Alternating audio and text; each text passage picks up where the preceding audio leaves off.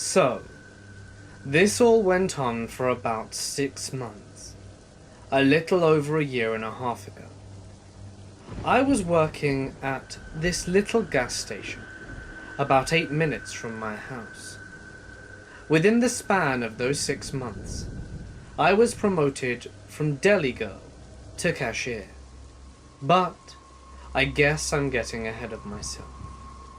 Anyway, when I was still busying myself with frying potato logs and dousing myself in chicken liver and blood, he made his first appearance. It wasn't his first time in the store, mind you, just the first time that I had seen him. He honestly looked completely harmless, with his limp and his oxygen tank. All the women I worked with seemed fairly familiar with him, and didn't pay him much mind.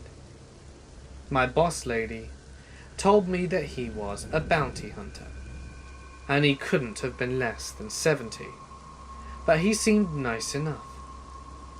About a month went by, and I had become fairly accustomed to seeing the man. They called him Lucky. Seriously, a 70-something-year-old man with an oxygen tank who couldn't have weighed more than 120 pounds, and he was supposed to be lucky? Oh well. So anyway, he showed up just like every weekend, and made his way to the back of the store, where I was presently bent inside the fryer, scrubbing at the day's filth with some white vinegar. "Hey, pretty lady, you look like you could use a stiff drink." He belly laughed at his own nudity, and I rolled my eyes. "Oh, shut it, Lucky. You know I'm not 21. Besides, I've got to tend to this shit, so I can go home. I have dogs to feed and a house to clean." I've never looked up from my place at the fryer. Such was our relationship. And yes, I often cussed my customers. You'd have to really go to this station to understand why, though. So, after a few more harmless teases, I tossed a few chicken strips left over from the day into a paper sack and carried them to him and the register. He thanked me and made his way out and picked up his truck to pump his typical $20 worth of gas, and I finished my fryer scrubbing. I decided to step outside for a quick smoke before I had to mop. So I grabbed my news ports and phone and headed for the door. I was mindlessly scrolling Twitter when I felt someone approaching me from the other side of the building. I looked up, and it was good old Lucky standing to my left, smiling. "Lucky, what the hell? What are you doing here?" And about that time, a local cop that I was pretty good friends with came cruising up. And just like that, Lucky was gone. Over the next several months, Lucky's advances became increasingly worse. He would say terrible, vile things and just laugh, like it was nothing. It went on a while, and he would say something gross and awful, and I would just cuss him. The peak came at the 6-month mark, and even though I know I was never truly in any danger, it still makes me cringe to this day. I was working double shift on the register, and had just finished stocking up all the cigarettes, when I decided it was time to enjoy one of my own. I stepped outside, lit up, and set about studying the chicken bloodstains on my shoes. I glanced up just in time to see that little green pickup pulling into the pumps. I got that unusual nauseous feeling that I experienced every time I saw him, but decided I wasn't wasting 3/4 of a cigarette for him. I planted my feet and continued my smoke. You look especially grungy today." He was leering at me. I decided to not even acknowledge him, and I guess he didn't like giving up. So he continued with his bullshit. "Your hair is getting so long, I wonder what the rest of your hair looks like, At that point, I was totally grossed out. Seriously, Lucky. If you don't piss off right now, I swear I will rip your nuts off where they hang. Okay? Unfortunately, he wasn't deterred. Come on, baby. Just let me rub on your legs a little bit. When's the last time you shaved those pretty things, eh? I like 'em natural and furry. He laughed emphatically and winked at me. Piss off. I stubbed out my smoke and put it in the trash. This old tongue can still do a few tricks, if you know what I mean. Just let me take you to my home. You know, my doctor said I shouldn't have sex because I'm supposed to wear my tank at all times. But baby, I'd die just to get my hands on those legs. At that point, not only was I disgusted, but 100% fed the hell up. I squared my shoulders and looked him square in the eyes. Lucky, you listen here and you listen good. You have until about the count of 5 to take your nasty ass truck and get the hell away off this property. Otherwise, you're going to be losing 2 nuts and a whole lot of blood. You understand? Because I swear, before everything, that I will rip your eyeballs out from your asshole if you ever say one more thing to me. Are we clear? When he didn't say anything, I gathered up my bravado and began to count. 1, 2... At that moment, my boss lady came whimpering up in my car from her weekly appointment and quickly kicked Lucky off the property, guaranteeing if he ever showed up again while I was there, he'd have a permanent restraining order put against him. Like I said, I don't know if I ever was in any real danger, as there was always a good group of people around. But still, it was a creeptastic experience, and I'm glad it's over. But with that being said, you never do truly know people, or their motives. If he seriously wanted me, how far would he have been willing to go? I think that's a question only a lot of us can assume, but none of us truly know. And it still terrifies me to think, if I hadn't have done something, would there have been a good chance I'd have been in danger?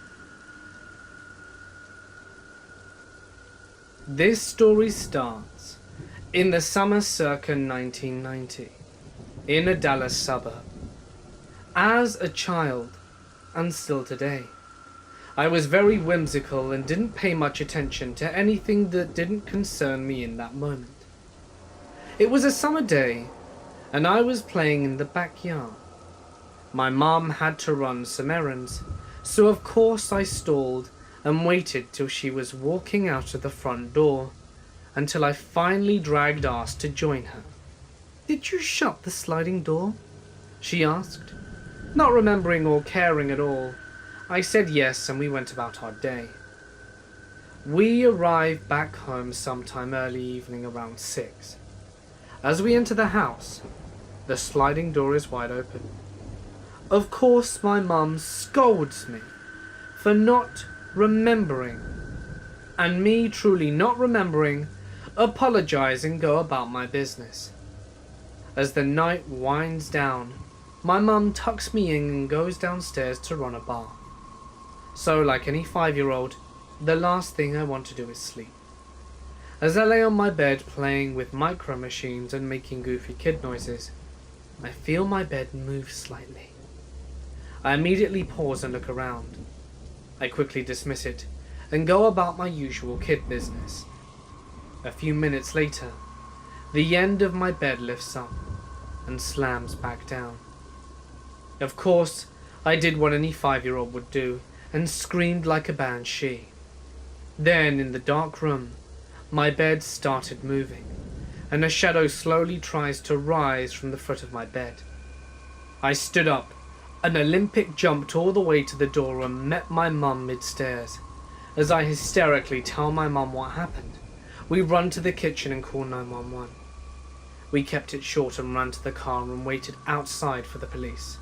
As we wait, we see my upstairs light turn on, then the hallway, then the stairway.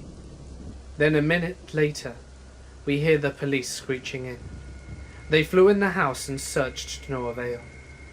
They said that we probably walked in as the intruder was trying to rob the place, although nothing was touched or disturbed.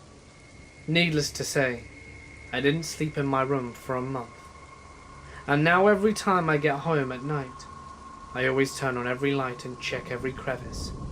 Thanks a lot, you creepy burglar. I hope we do not meet again, because I would beat the shit out of you. I was born into the Jehovah's Witness cult and spent the better part of 30 years involved with it, though the last 5 years of that period was spent fading away.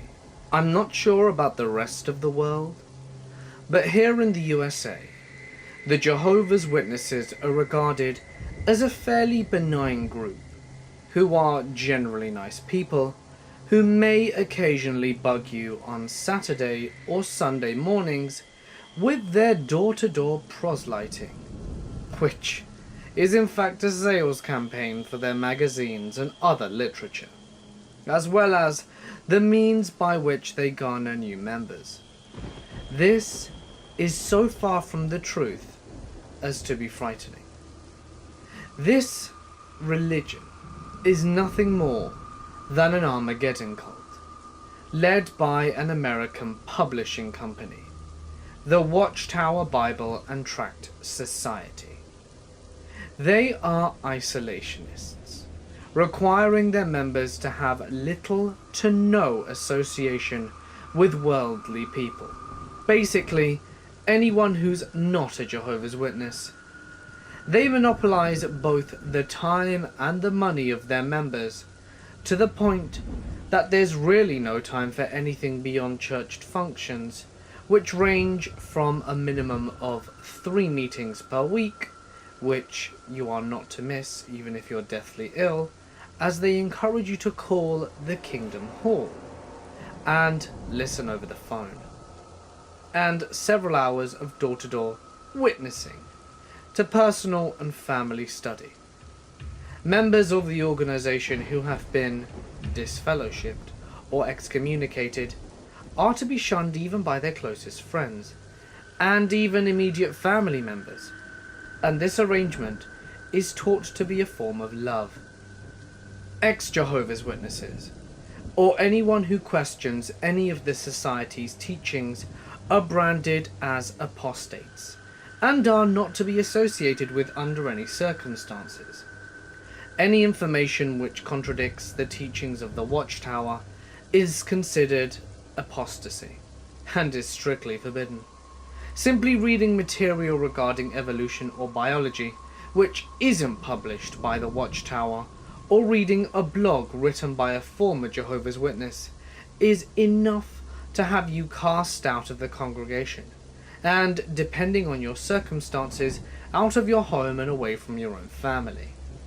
Members may only become romantically involved with other members, and dating is not seen as a recreational activity, but as a sign that you are actively seeking a marriage partner. Dating a succession of people is heavily frowned upon. I've known many teenagers who were married almost immediately after turning 18, and in few instances, even earlier than that. And the only person they've ever dated is that person. Sex before marriage is of course forbidden, and can get you expelled from the congregation. Arranged marriages aren't unheard of, but it's been many years since I knew of one happening. Perhaps the most alarming practices of the cult, beyond the absolute shunning of disfellowshipped and former members, are their policies regarding child abuse, sexual abuse, and blood transfusions. If a child or any other member of a Jehovah's Witness is abused physically or sexually, the policy is to keep the authorities out of the situation and to handle the matter internally. This often results in the perpetrator of these crimes being allowed to roam the congregation freely, as if nothing ever happened. Many times, the victims of these crimes are blamed for what happened, especially in cases where husbands have abused their wives. Pedophiles are usually moved to another congregation, which, due to their confidentiality policy, has no idea they now possibly have another sexual predator in their midst. Blood transfusions are forbidden, even in circumstances where it is the only way to save a life. Members who, for whatever reason, require a blood transfusion may have blood fractions, but not whole blood. Countless members, including children, have died due to this policy. I don't know about you, but that's a whole lot of rules for getting into the kingdom of heaven. So I am now in my retirement days, as I spent 32 years as a firefighter, and I love to travel the world. But, anyway, one day when I was 22, I was traveling in Europe for a summer, and I was in Germany for a few days. Germany is such a fascinating place. But, anyways, I was in this village called Kochen. I was staying there with some friends and my soon-to-be wife. Well, we were eating at this pub, and I stepped outside to smoke my pipe that I had just bought when in Scotland. But I remember this story clear as day. It was almost dark, and I just started getting my tobacco ready. I then walked around the building, to the back, puffing as I went, when I saw a glow coming from a wooded area, since there were still some lights out, enough so that I could see. So I decided to walk towards it. Big mistake.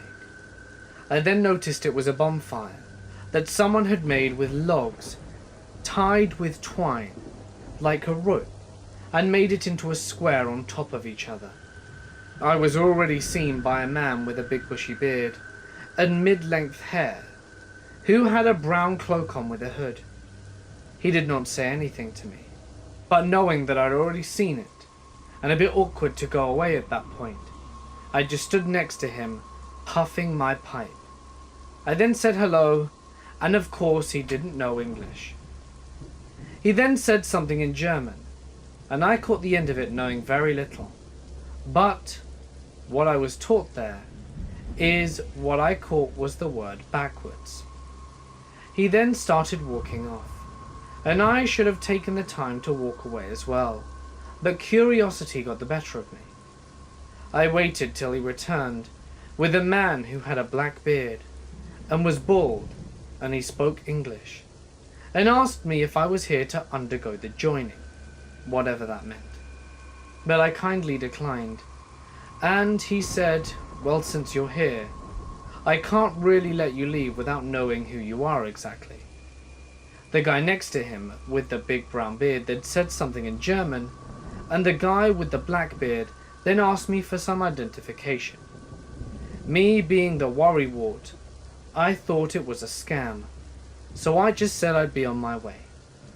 The black beard guy said no once more, and told me that I could not leave until he knew for sure that I'd forget everything I saw there. I was confused and looked around but only saw the bonfire, and then I noticed all the different skulls ranging from humans to cow hanging from trees. I was then officially freaked out and basically agreed to the threat and ran away like a pussy. But I then felt watched for the rest of my time in the village, and I decided it was time to move on from the village when we were supposed to stay there another day. It was the creepiest moment of my life, and I do believe it was some sort of creepy secret society. I met a really pretty girl. Anyway, after a few nighttime hangouts, I was really into her. And after about 2 weeks, she asks me if I would be willing to go to this forum with her and her friend. It's not critical to this story, but I would like to point out that her friend was also an attractive redhead, and this was at least a subconscious factor in agreeing to go. She told me that they needed to bring at least 2 friends with them to the forum. A forum, huh? Sounded fun. Not threatening or awkward at all. I literally did not ask any follow-up questions about it. I just agreed to go. Did I mention she was very pretty? Well, it turned out to be something called the Landmark Forum. Some kind of cross between a motivational seminar and pop psychology self-awareness re-education. It was similar to the scene from the Jim Carrey film Yes Man, but the organizers and volunteers conducted much more audience participation. I'll describe the attendees. Many lost middle-aged dudes in Cosby sweaters, frumpy pantsuit ladies, and thousands of yard stare types. You could read the hard luck stories on their faces. All of the enthusiastic, hip young people were almost certainly paid actors, whose job it was to hype up the motivational proportion of the forum. About 15 minutes into the program, I had my "I immediately regret this decision" moment. Oh shit. I'm in a cult meeting. What the hell am I doing here? I am now one of those people who has been to a cult meeting. Please, God, don't let me run into anyone who knows me. I'll just smile and play along, and I'll get the hell out of here the first opportunity I get. The forum was just kind of full of cliches. Help self-motivation hype and such. New agey stuff about breakthrough emotional barriers and confronting self-truths and achieving what you want. A particularly cringy part was the interactive portions where I was supposed to tell a hype man with an infomercial British accent a bunch of personal information. He got really impatient with me because I was not widely agreeing with what he said, and I was being evasive in my answers. My only real thought was, how can I get out of this and not offend the pretty girl? So they broke us up into smaller groups, sending us all into small rooms for more focused attention. So now I'm in a small room with a frumpy Cosby sweater freak, and not the girl. Yeah, she'd already done this portion of the re-education. I'm on my own now. They had me fill out a form with a list of my very personal information, and I promptly completed it with a fake and imaginary name, as well as fake everything else. Only my first real name, as they already knew that. If you live at 10101 Bonkers Street in Anchorage, Alaska, I'm sorry for all the mail that must have been going to your house from these people. It was then time for the emotional testimonials from people who had completed the program. I recall the odd thing was that people giving the testimonials seemed tired or sad even as they spoke about how the program helped them. The way recovering addicts talked about hitting bottom and recovery, it looked joyless. The hype men brought out their board markers and went over the aspects of Landmark Breakthrough's teachings. Then the confrontation began. They wanted us to participate by discussing personal conflict that we break through together, right here in this room, now. Nope. It was about that moment that I decided, you know what? Me and this girl aren't ever gonna get anywhere. I mean, I never really wanted to try with the crazy anyway. I told them thanks for the day-old donuts and the crazy, and see you never. They seemed cool with it, which I can only attribute to some kidnapping lawsuit that meant that they could not keep people in a room against their will. However, they just moved me to a different room by myself, to wait until the program was over, when I could be reunited with my pretty crazy girl acquaintance. Now I'm getting creeped out. I don't know this building or this area very well, and I'm in a windowless room. I was there for about half hour, when this hype man comes in and wants to discuss my answers on the form I filled out, because my answers were all imaginary baloney. This was the most awkward conversation I've ever had, bar none. I was discussing imaginary problems with a cult hype man. He was explaining how Landmark could help me, and how I was resisting. And I was actually explaining why the program was not for me, and my imaginary problems. I needed to take my imaginary problems somewhere else, like an imaginary location. Perhaps Never Neverland, or Sesame Street. I'm an idiot. At this point, I'm totally crawling out of my skin. I gotta go now, I told him, which was fine, but he asked me not to discuss what went on in the program with the media. No problem, because I'll never admit that I even went to this forum, because this is what happens when you go into a cult after chasing after a girl. Oh, about that girl? We lost contact and grew apart immediately. When I was around 8 or so, my mum joined a cult, and I guess I came along with her. My dad was totally out of the picture. He lived halfway across the country, and only saw me in person a dozen times a year. We lived in Arizona. They had this ranch-type place out in the middle of the desert, at least a day's drive from anywhere. It wasn't much, a few old wooden houses and a well. Anyway, me and some other kids whose parents were in the cult went there for summer one year, and it was pretty weird. They were a sort of sect of Christianity. They believed in God, but had some other crazy stuff. They hated technology. One kid bought his phone, and one of the custodians, the guy who looked after us and observed us all day, took it, threw it on the ground, and proceeded to stamp on it until it was broken.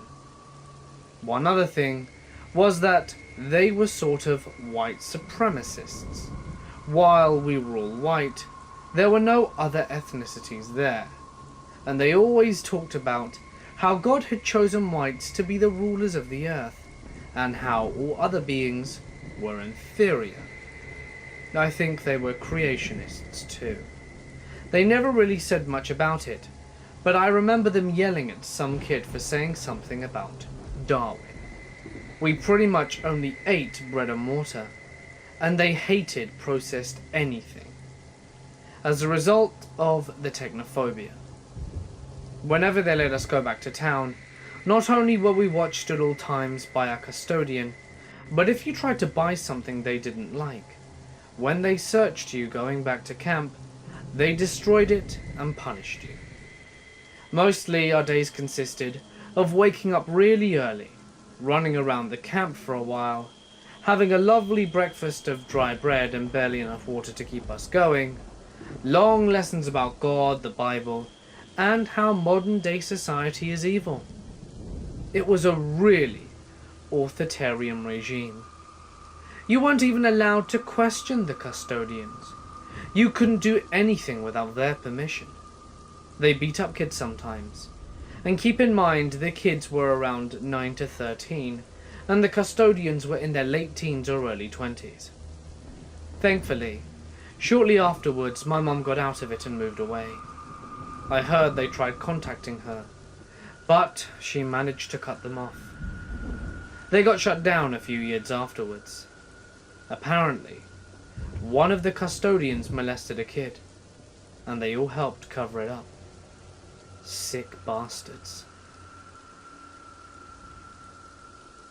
When I first qualified as a nurse about 7 years ago, my first job was working in the operating theatre of a large old hospital.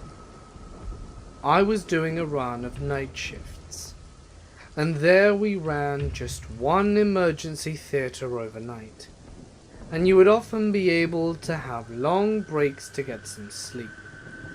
The department had a large basement full of winding corridors and rooms where we kept the endless equipment needed for all the surgeries. There was also a very large staff room in the basement, full of comfortable couches. It was my last shift, and I was feeling a bit tired, so I headed down there for my break. I don't usually sleep on nights, so this was the first time in there at night. All the other nurses said that they were going to stay on the main floor and sleep in the recovery room, which I thought was odd. I settled down, but couldn't sleep, as usual. So I was texting the girl I was seeing at the time, facing the back of the couch, when I suddenly felt a very angry slap on the back. I screamed out loud, because I didn't think anyone was in there in the room with me. I jumped up, slammed on the light, and it was empty. I grabbed my stuff and ran out the room, through the winding dark corridors, up the stairs, and out into the sanctuary of the recovery room. I must have looked as white as a sheet. Someone asked if I was okay, and I said what happened, and swore it was true. There was no way I was asleep. An older nurse smiled and said, "You met him, didn't you?" She explains how years ago, a not very nice man who did the inventory had a heart attack and passed away down there, alone in the staff room. Ever since then, people kept experiencing angry events, like the sensations of being smothered, pushed or slapped, if lying down there at night. That was why most staff didn't sleep down there at night. I never went back there in the staff room for the entire time I worked there, unless it was in a day with a colleague. 3 years ago, I thought I joined an amazing church. I was never a Jesus freak. In fact, I used to make fun of them and referred to anyone who was, when I was younger, as a Bible basher. During college, though, that changed. I felt the need to reform a relationship with God after the deaths of close family members. It couldn't have been better timing, because I ended up at a new school and a new job, where I eventually met Joanna. Joanna was an instant friend. We clicked right away. We shared a passion for music, and we were studying the same major, and could talk for hours about anything. Joanna and I hung out for about 6 months before I started to notice anything out of the ordinary. Basically, I would never see her on weekends because she told me she devoted them to her church and youth group. I didn't think that was strange, but I was curious and asked her what religion she was. She said she was non-denominational, then quickly changed the subject. Joanna started showing up to work less and less, and she started missing classes. She was always tired when she did show up, or looked completely drained and out of it. Rumors around school and work were that she was on drugs. I knew that was false, because we both had a disdain for drugs and others who partied hard like that.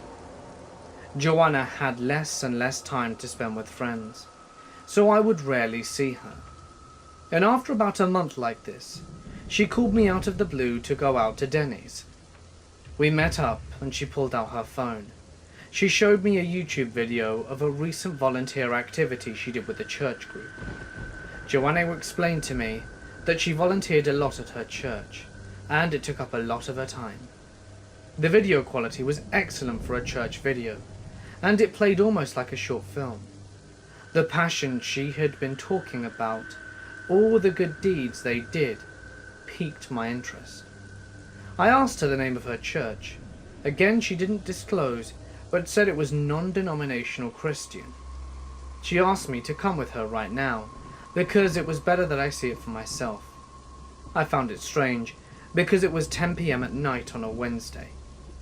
I went into a small office warehouse-looking building, and found it strange that a church wouldn't have any signs or any pictures of Jesus in the space. It looked like a child's daycare or nursing center. Immediately, women rushed over and hugged me. It was unreal. I later learned I got love bombarded, and before I knew it, I was sitting in a corner of a room with a woman slightly older and Joanna. She had a dry erase board and started teaching me about the Bible. The Bible study made sense, but soon after she asked me if I was ready to be baptized. It was 11:30, and I now felt some sort of obligation.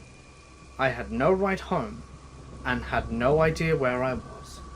And these happy, shiny people were cooking for me and teaching me about the Bible. How could I say no? I was hesitant, but the intensity grew, and I could feel the attitude start to change to desperation. They promised it would only take a few minutes, and that God was watching, and that I may die if I deny being baptized after learning the truth. So like an idiot, I agreed and was rushed into a bathroom to get changed into a white robe. When I let them know I had changed, they ushered me into a bathtub, where a small Asian man walked in. Apparently he was a pastor. He told me not to be nervous, and that the water would be warm. I knelt in the shower with the lights dimmed, while the rest of the women came in wearing veils over their heads, singing in some strange monotone voices. I heard him baptize me in the name of an Asian god, and that's when I freaked out. Once I left, I was baffled and nervous. It was such an intense feeling. I was still stuck there, and Joanna had driven me out there, and it felt like another country, and I had no idea how to leave. They made me more food and later told me that my name, I was baptized under, would later be explained to me when I returned to study more. Everyone kept telling me how I was now part of the family, and I ended up returning and being brainwashed pretty heavily by this group, to the point where I felt like they were my family. I did things I'm not proud of. I helped recruit people, and spent hours and days and weeks there. Eventually I found out that Joanna was just a recruiter, which I would soon turn out to be. Someone who just forms fake friendships to bring more young women into the group. I escaped, mentally, and deprogrammed and defellowshipped. It was a truly haunting experience that no young female should go through. I still see Joanna from time to time, with her victorious wolf pack, preaching to women on campus and malls. I usually hide or run the other way. I hope never to bump into Joanna again. I am 22, and this incident happened 1.5 years ago. I had just moved into my first apartment, and was in the process of moving in. The door that led into my apartment locks itself automatically when closed. So I was going to the entrance of the apartment complex to get my mail while talking on the phone with my boyfriend. I returned to my apartment and sat on the bed while opening the mail whilst using the phone. I dropped the phone on the floor and it landed under the bed, so I had to lie on the floor and stretch for it. I saw something that caught my eye. There was someone under my bed. My eyes widened, and I choked the urge to scream. The person laying under my bed was lying with his back towards me, and his head in his chest, so I couldn't see his face, and he didn't see me. Trying to be rational while so many thoughts rushed through my head, I picked up the phone and said, "Sorry, I dropped my phone. I'm just going to have to take a shower and call you back. The bathroom is right by my bed." So I hastily walk in, quietly locked the door, turned the shower on, and jumped out my window, as my apartment is on the first floor, and I called the police. but to go across the street and see if anyone comes out the door of the apartment complex. This was during summer, and it was still light out. I placed myself across the street, hiding behind a car whilst watching my open bathroom window and the entry door. I called my boyfriend, and he came to me just before the police. I gave them my keys and they went inside. Only moments later, 2 cops came out holding a thin and very tired-looking man. His eyes looked crazy, but he didn't try to get away. The policeman that had stood beside me and comforted me while the police searched through the house. I was a mess, shivering and crying. He told me that the man stood outside my bathroom door with one of my kitchen knives, waiting for me to come out. The man had somehow crept into my entry door while I was getting my mail and hid under the bed. The man that was trying to hurt me turned out to be a homeless person and was placed in a mental hospital. My boyfriend moved in with me the very next day. This isn't my own story, but my atheist, non-spiritual, cynical best friend's afterlife story. To know this kid, and to have him tell this story whilst he's visibly trembling, scared the living shit out of me, and still does. He moved into his grandfather's house a few years ago, so that he could take care of him, since his grandfather was frail and sadly dying of cancer. One night, after his grandfather had come and taken a turn for the worse, my friend was sitting in the living room, watching whatever comes on basic cable at 2 a.m. He didn't get home from work until around midnight every night, and he heard a loud crash coming from his grandfather's bedroom. Thinking that his grandfather had fallen out of bed again, he ran down the hall, opened the door, and saw his grandfather was still in bed, but with his back turned towards the door and his right arm reaching for something in the far corner of the bedroom. That's when my friend saw sparks floating in and out of the wall and ceiling. He watched for about 3 or 4 minutes. His grandfather's arm went back down, and the sparks disappeared through the right wall. My friend closed the bedroom door, thinking that he was completely losing his mind and hallucinating, and sat back down in the living room. The next morning he was sitting at the kitchen table eating breakfast, when his grandfather sat down with him over oatmeal, and they were both just sitting there eating in silence. My friend said, "Hey, Pop, I heard some loud crashing noises coming from your room last night. Was everything all right?" His grandfather immediately said, "You saw them?" Then went on about how his dead brother, cousin, and some other dead family members came to take him away, but he was telling them that he wasn't ready to go, and that they needed to go away, and some other stuff that I can't remember. His grandfather died about a month later. He told me this story a couple of days after it happened, and I've heard him say it a few times since. It never changes. When I was 7, my mum hired a babysitter during the summer because she and my dad both worked full-time jobs. They loved work, and neither of them wanted to take part-time hours, so they hired Leia, and I absolutely loved her. She was like the big sister I never had, and I told her all of my secrets and crushes on the boys at school. My brother, who was 9, liked her as well, and the 3 of us spent summer days under the ridiculously hot Canadian sun and ate popsicles by the box.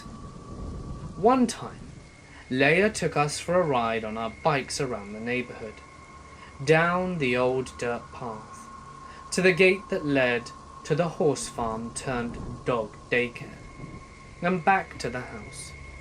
The ride only took about 10 minutes, and was enough to settle us down, being hyperactive, almost not quite preteens.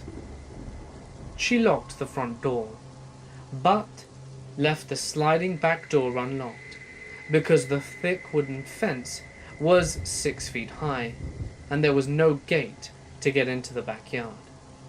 It didn't matter. When I was little, the area we lived in was quite newly developed, and had non-existent crime rates. So, we biked back, and put our bikes in the front yard, walked up to the porch, and into the house. Leia looked really nervous, and when I asked what was wrong, she just smiled and said nothing. Austin and I started raiding the pantry in search of delicious, all-holy Dunkaroos, or God forbid, fruit roll-ups. Heavenly sweet Jesus. Leia was back to being doe-eyed and cheeried and knelt down in front of me. "We're going to play a little game, okay?" she told me. I was just so excited. I probably was this close to peeing myself. Leia handed me a paring knife. Not a huge one, but just enough to fit into my hand. She told me that they were explorer swords, and she made us promise not to run or stab each other. She got the bigger knife, and the three of us explored the house. In my mum's room, some of her clothes were on the floor. Thinking back on it, that should have been the first red flag, because both my parents are absolute neat freaks. She once had a breakdown because my aunt decolor-coded her bookshelf. Anyway, we kept moving through the house, opening closets and looking under beds. We made it to the garage, which was the only kind of messy room in the house, besides Austin's. Leia walked further into the garage before she suddenly stopped. "Nothing in here, guys. I told you that it was just the wind that opened the door." She said this. Before my big mouth could correct her, she grabbed me and pretty much dragged us upstairs while saying something like, "Let's go, or we'll be late for swimming, okay?" We all walked out of the house and across the street to my father's military friend's house. Leia sat me and Austin in front of the PlayStation and walked into another room with my dad's friend. We sat there playing games until my parents came home, and for some reason, Leia wouldn't let me or Austin leave the rec room. Far away from the windows and constantly under the watch of military guy's wife. Then my parents picked us up and we went home and everything was fine. I forgot about it until last year when I was 14, and I asked Leia, as we stayed friends as she's my mother's friend's daughter, what happened with all of that. And she told me what really happened. The back door was open when we got back, and it wasn't the wind, because it was a sliding porch door. While we were playing Explorer, in the garage, she had gone towards the family's rowboat, and saw a guy crouching under it, holding a weirdly shaped knife. He wasn't facing her, so she played dumb and got us the hell out of there. Then she told the military guy what had happened, and he went over to our house with one of his guns and went to the garage to check it out. He found the guy in the midst of the escape, and there was a tussle before this crazy dude got out and scaled the fence, into the bushes, and got away. His backpack had hit the fence though, and split on a nail, and he dropped several things, including a weird sort of nightstick with a small rabbit-sized belt tied around it, a few weird Polaroid photos of blurry rooms and porn mags, not regular porn mags though, and there was a picture of naked kids in there. Children, our age or younger. They called the police, but the guy was never found. Anyway, creepy, pedophilic, child-stalking house enterer?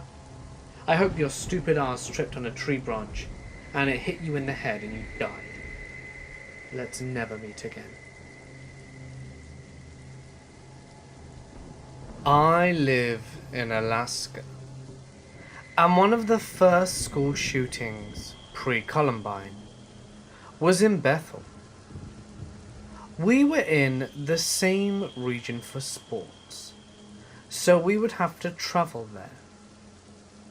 Now, you must understand that as most towns are relatively isolated, the only way to get to and from each would be via plane.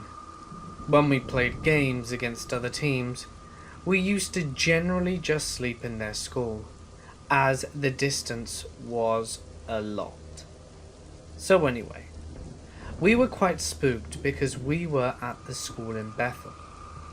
Mostly because a 15-year-old student named Josh that played basketball was killed.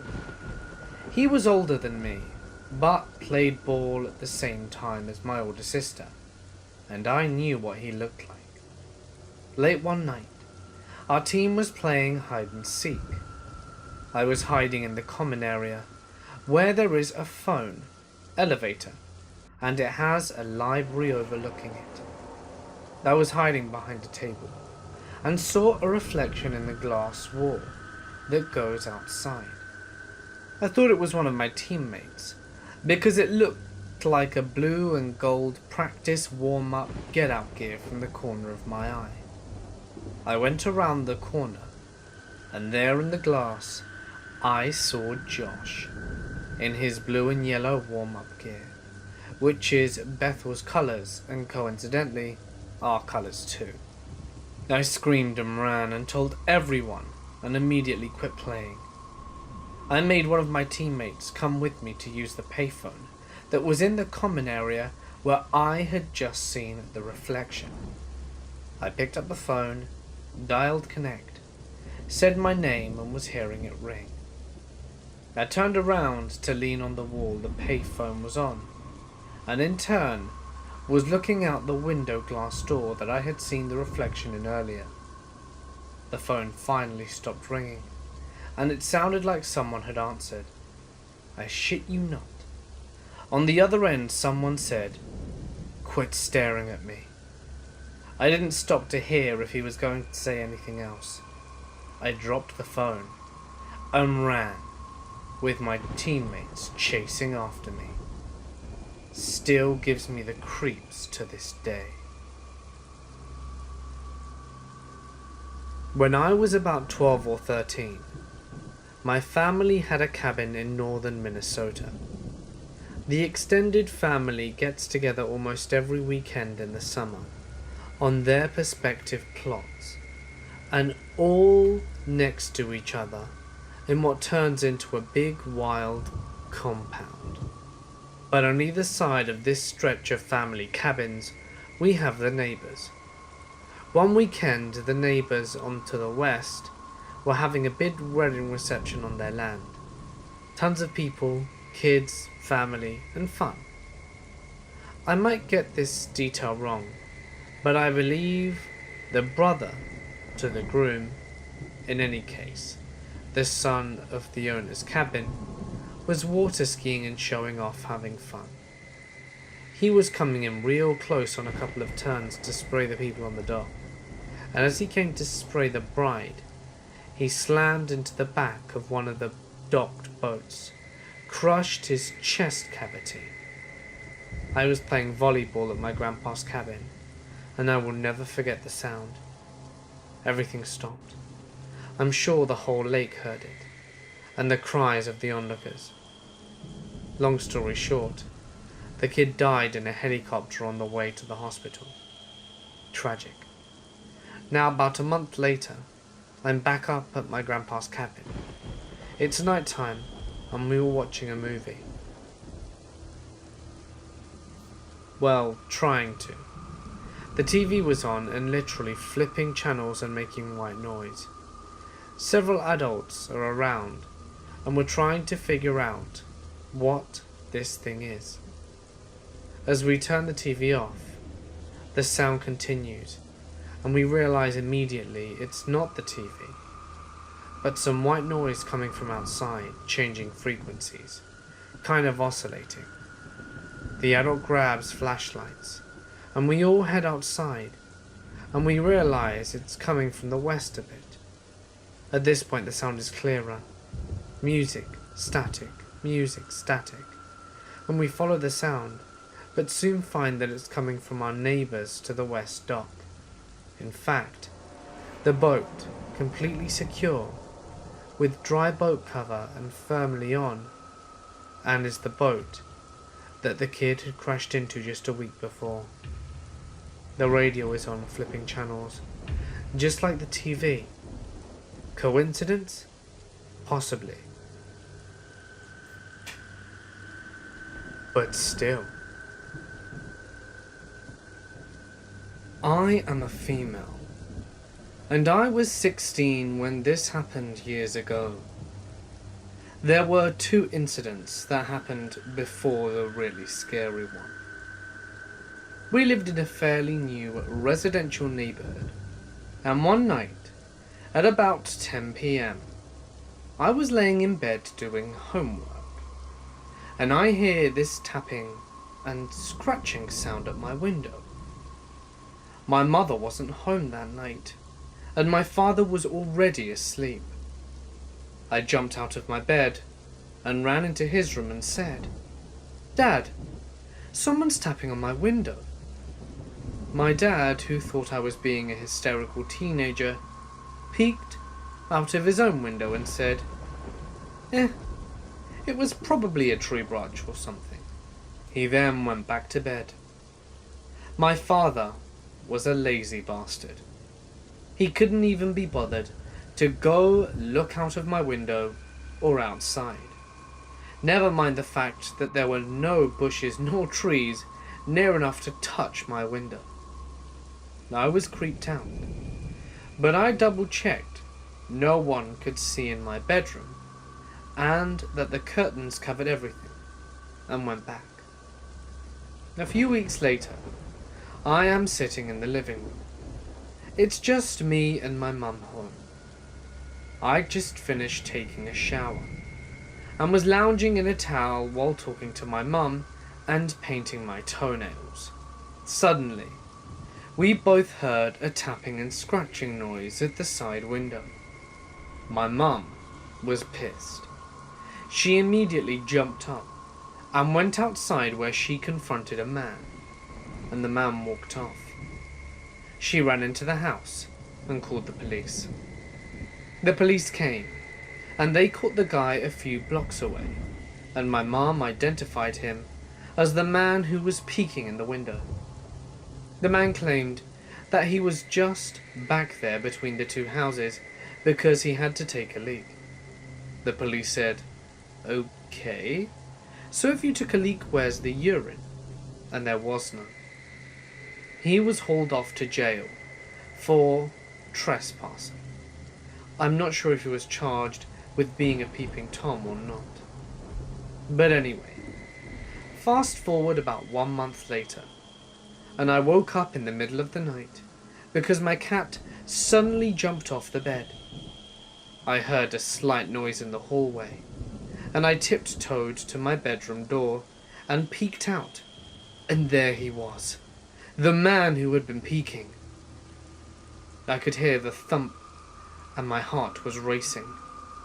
The moment I saw him, he was standing in the doorway of my little sister's room, with a gun in his hand, and he was starting to get closer and closer to the door. He had a gun in one hand, and a bag in the other. That wasn't the room he wanted. I was sure I was about to die a horrible death after being raped. I've never, ever had such a big adrenaline rush in my life. Not even years later, when I jumped out of a perfectly good airplane to skydive a few times. I was suddenly and powerfully alert. I'm telling you that I had super strength, hearing and sight. It might have been my imagination, but I swear I could see, hear and smell a lot better than normal because of the effect of adrenaline. and within a few seconds I was considering my options. I could scream, but he had a gun.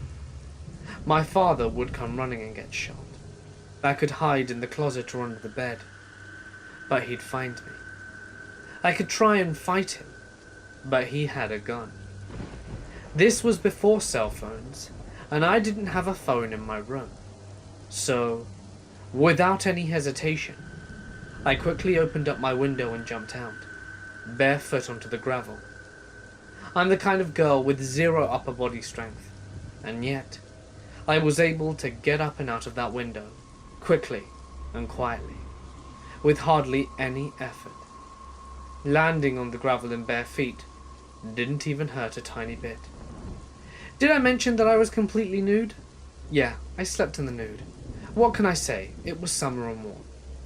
I ran balls out about 3 houses down to a neighbour's house and banged on the door. Let me tell you, as a 16-year-old girl, the thought of anyone seeing you naked is horrifying beyond belief. But in that moment, I didn't care for a second. I went 3 houses down because I didn't want the creepy man to hear me banging on a door. When I didn't get an immediate response, I went to the next house and banged on their door. This whole time, I was terrified for my family in my house.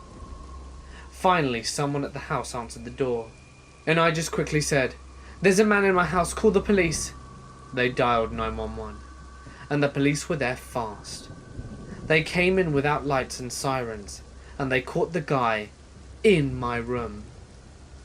This is what he brought with him: a gun, a bag containing a rape kit that included rope, tape, 2 X-Acto knives, a couple of dildos, bondage porn magazines, bleach, condoms, lube, ball gag, pliers, and a handful of other stuff that I'm sure would have made most people's skin crawl.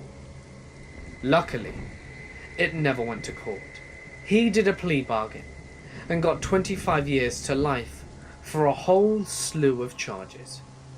He's still in prison, and will be for the rest of his life, because a few years after getting to jail, he got a life sentence for committing murder while inside of prison.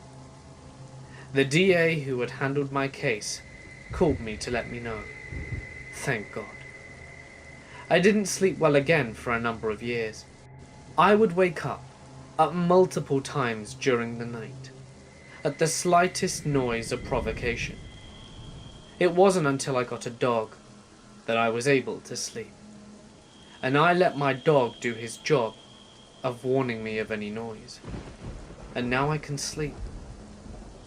It didn't hurt that I also got a gun, and kept it near me when I slept. I took a gun safety class, lessons, and I go to the range every month without fail. I swear, I will kill anyone who tries to break into my house, because I'm not taking any more chances. About 2 years ago, my buddy decided to go on a drive. We went together. It was a hot summer's night, and we were bored out of our minds, so we picked up some cigarettes and went on a late night drive. We decided to drive to the top of a mountain. This is in Norway, by the way. It was pretty late, around 3 a.m, and we knew the bar would be closed, but we thought we would just chill on the benches, have a smoke, and take in the view at first light. So we get to the base of the mountain and start driving up and around. The road twists around the mountain until you get to the top, so where you can make a turn you can barely see around the corner. It was pitch black darkness. Only the road was visible due to the street lights, but apart from the road, the edges and mountains were barely visible. We had been driving for almost half an hour, and everything was pretty enjoyable. Absolutely empty roads as we guess everyone else is in bed, and I woke up ready to go to work in the morning. Complete silence. It was just relaxing. As we turn on the bends, I get this very uneasy feeling I see something. Definitely a person sitting on a boulder at the edge of the road. My father sees the man as well. And because it's pretty treacherous to reverse in the cold, we slowly head back and realize that he was fine.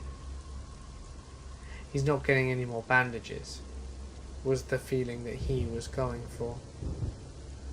The figure then looks up in our direction as we get the shit out of there.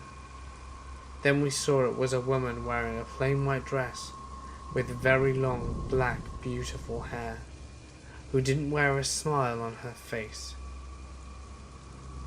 I swear to God, we both felt so fearful that we were completely paralyzed.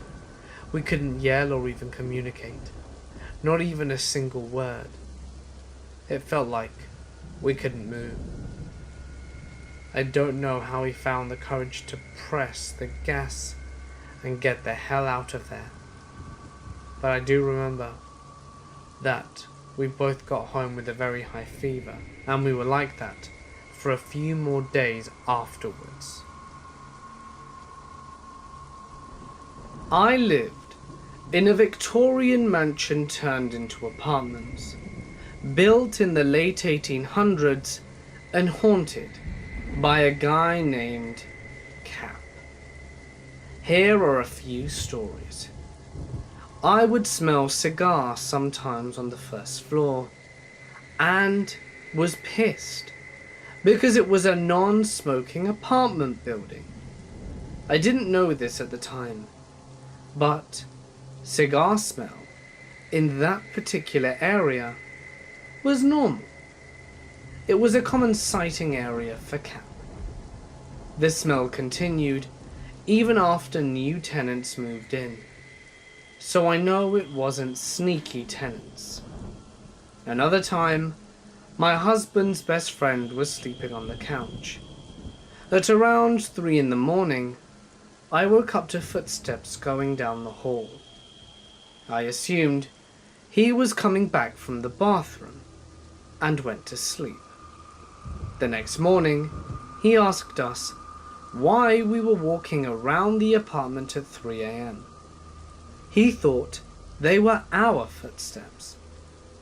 My neighbor is very particular about his shoes and arranges them just so. He and his wife heard footsteps around their bed, and when they stopped, he turned on the light and found his shoes scattered across the room. I don't think Cap liked those two very much. And this is my most direct contact. I was pregnant and having some bad tendinitis in my left hand, exasperated by pregnancy swelling. I am a flutist and couldn't play 3 notes in a row without issue. So naturally, I was trying to work out the kinks by practicing troublesome combinations, got frustrated and began cussing up a storm and holding back tears. Suddenly, I hear a male whisper from someone standing next to me. "It's going to be okay." I searched the room in the apartment, and there was no one there. As terrifying as it was still oddly comforting. I moved out a couple of years later when we bought a house, but I still kind of miss the place. I lived in a very ghetto apartment complex for somewhat most of my childhood. When I was 10, my family lost their house and had no choice but to move to these apartments. So it was the majority of the worst experiences of my life that took there. We didn't move anywhere better until I was about 15 or 16. These apartments were on a horrible side of town, with a very odd layout. There were so many apartments, it felt like its own big community gated away, with a very cheap gate that never worked. My apartment was in the middle area, by the laundry building and the community park. My friend at the time lived on the far right side closest to the pool area. My mum never let me go beyond the pool area or past the park, and I wasn't allowed to go into anyone's apartment unless my mum could see the apartment from our building. I also wasn't allowed to be out past 10 p.m. Not because of my mum's worrying, but it was the apartment's rule that no children could be seen out past 10 without an adult around. I constantly lost track of time and would get scolded for being out too late. My dad said next time I'd have to wait and sleep outside. The week of my friend's birthday, we were out by the park, and she, as usual, was begging for me to go over to her apartment. She's younger than me, so I always saw her as the little sister I never had. I always promised her I'd go, but I never did. I knew she lived far. But since her birthday was coming up, I felt a little guilty. She gave me that puppy dog look, and I gave in. I was regretting it right away, once I realized I was getting close to 9 p.m.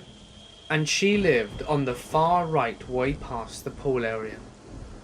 I wanted to change my mind, but I already said yes. So I felt I had to commit to my decision. I paid attention as she guided me to her building, since I'd never been that far into the apartments, and wanted to remember which turns to make it back home. There's a lot of narrow halls, turns, and units to every section. It's literally a maze, and very easy to get lost. I would be lying if I said I wasn't a bit freaked out, that I was going past my limit in the dark, knowing full well I have to eventually go back alone in total darkness, since there isn't many light posts around. We make it to her apartment on the second floor, where her mother gives me a warm welcome. My friend instantly pulled me into her room, extremely excited to show me all her dolls and toys. Looking around her place, I realized that she was an only child. I never bothered to ask in my head, and I just foolishly assumed everyone had siblings. Don't ask me why, that's just what I thought. No wonder she was so eager to have me over. She must have been lonely. I looked over at her mum, who was watching us, and she seemed really happy to see her daughter this excited.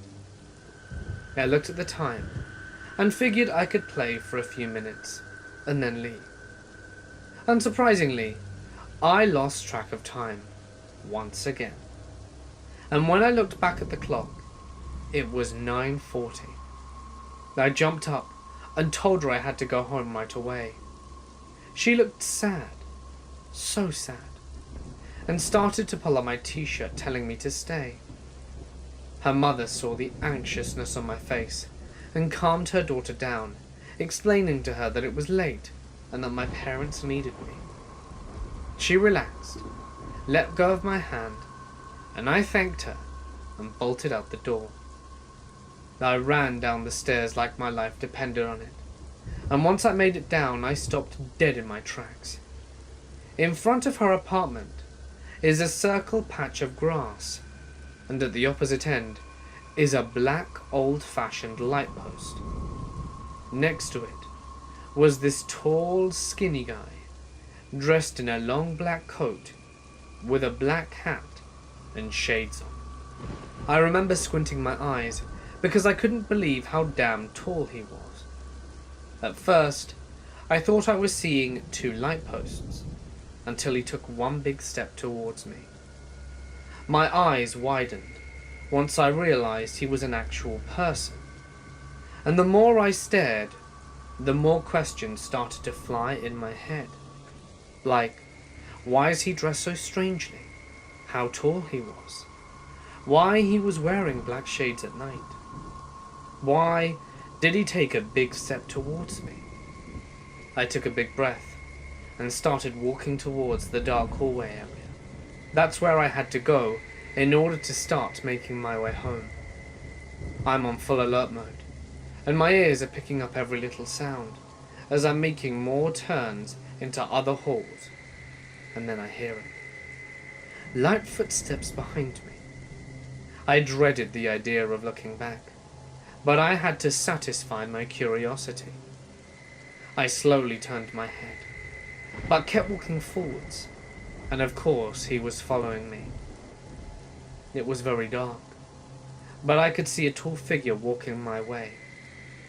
There wasn't much of his face showing other than his pointy nose, small mouth and extremely pale skin. I looked back and nearly ran into a wall. I decided I was going to run the rest of the way home.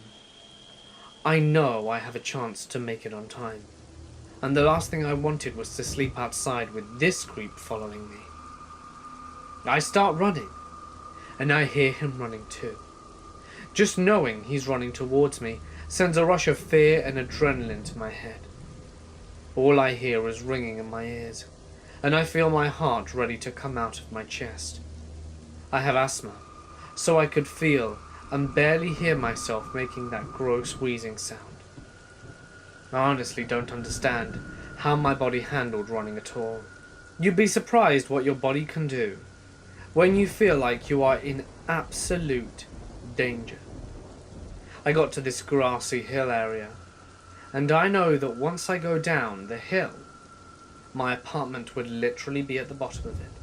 I focus all the energy I have left and run all the way up that hill. Just before getting up though, I feel a hand grab the back of my shirt. I instinctively kicked right away and actually managed to get him straight in the balls. He let me go, and I bolted up the hill and basically toppled the way down.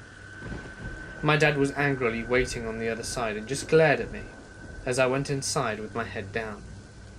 I didn't bother to explain myself, since everything I said was never true to them. I shared a room with my older brother, so I came into the room and collapsed on my bed. My brother was so into his games, I didn't think he realized the complete fear in my face. I couldn't sleep, because I was afraid to see him outside, since my bed was right by the window. But I would at least be comforted by the fact that my brother was on the side of the room, and he's 6'4" with a big body frame, making me feel a bit protected. Before attempting to sleep, I peeked nervously out the window, and I could see a tall black shadow at the top of the hill. I couldn't tell if he was looking straight at me, or if he was trying to look for which building I'd got into. But I just hoped he didn't know which building was mine. Thankfully, nothing else ever happened that night. I didn't ever pass my boundaries again, especially when staying out late. And I never stayed out after 6. I also didn't go out for a couple of days, because I was paranoid, thinking that he would just be waiting outside my house, as I thought he might know where I lived. Definitely not someone I'd ever want to meet again. I worked for a company that provides patrol service in Portland, Oregon. Since I've recently left that company, I've decided to share some stories from my time working there. In between responding to calls for service, we would provide lock-up services for clients. That means we would show up and lock the office's gates, pools, or whatever they wanted locked. On this particular night, I had been on the job for only a few months.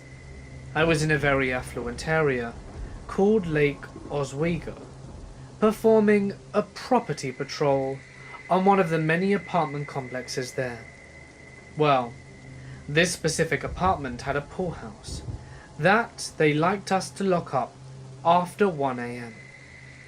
It was about 12:45, so I decided to lock up early since I was leaving the area after patrol. I go inside and sweep the pool house, and it looks like it does every day. Nothing particularly out in the ordinary. I had always gotten creepy vibes inside the pool house though. I never felt as if I was alone, and I'd always encounter cold spots. My supervisor reported having the same issue on several occasions. Anyhow, everything looks business as usual.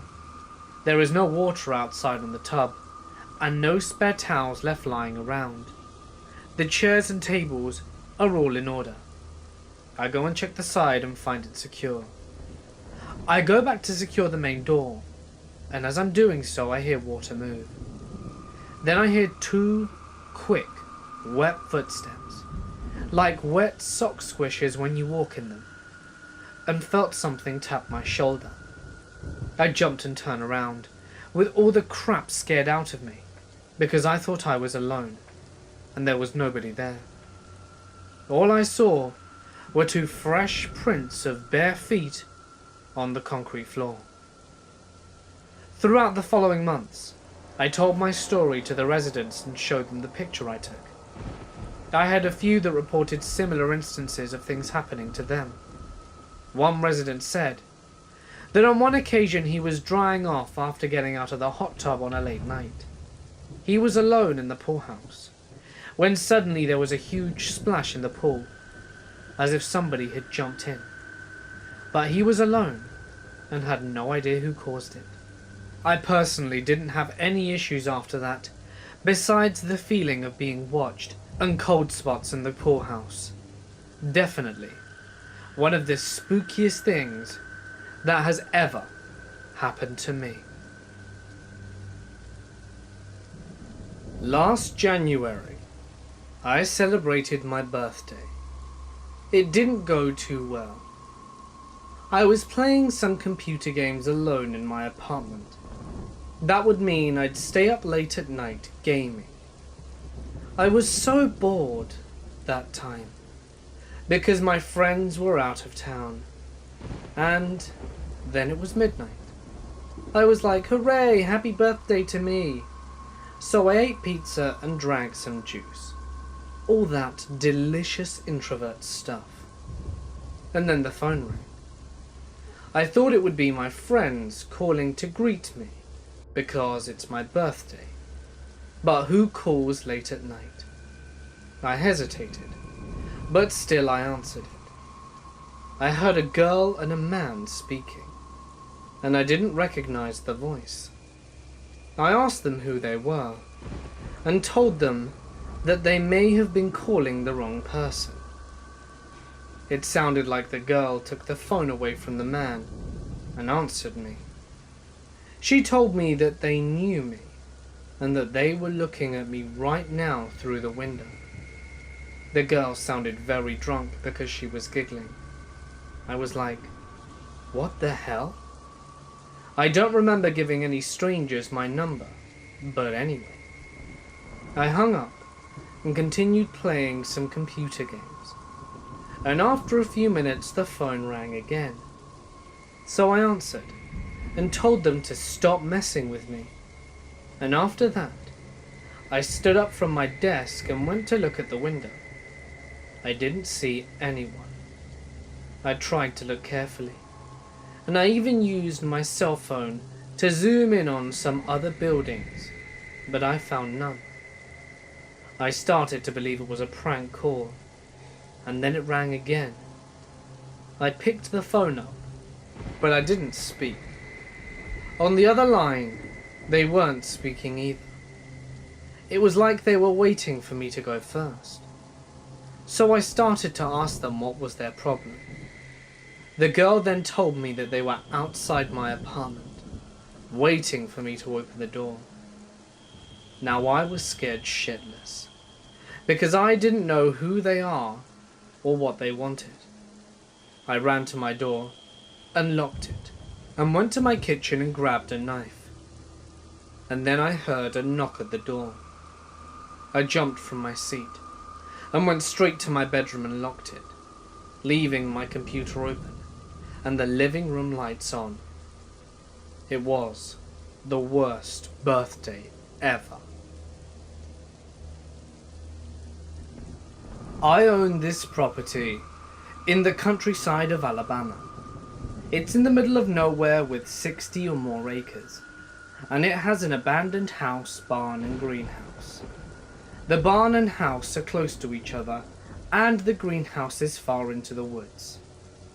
Me and my friend were setting up our film equipment in the house, because we were going to film a video the next day. We had to sleep over for some reason, and I didn't want to sleep in the truck, so we slept inside the house. My friend wakes me up and tells me he's getting a really weird feeling about all this, so we go and sleep in my truck. I fall asleep, and when we get into the truck, my friend is still awake, and he told me that it was around 4 in the morning and he saw 7 to 8 people in hoods and robes. He said they looked around the house for a bit, probably to see if anyone was there, because they saw our equipment in my truck. One of the guys stares directly at my friend in the car, but my windows are tinted, so the guy has a hard time seeing my friend.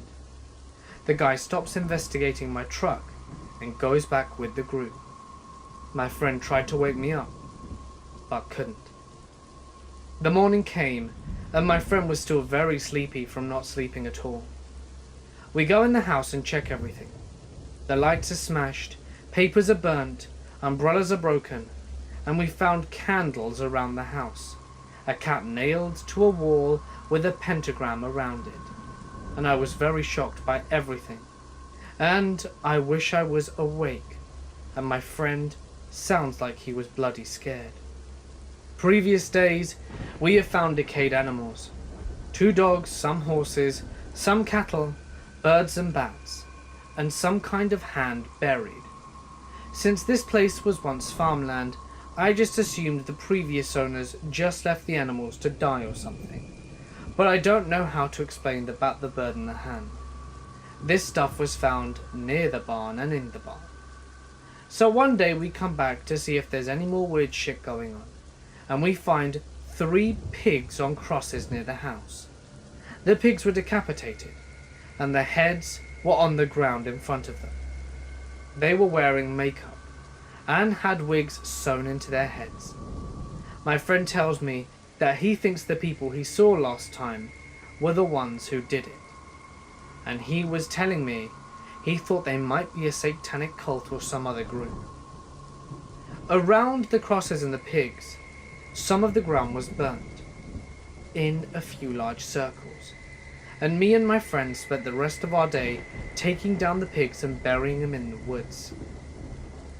We go here again and ride some dirt bikes and ATVs, and nothing weird was there when we came.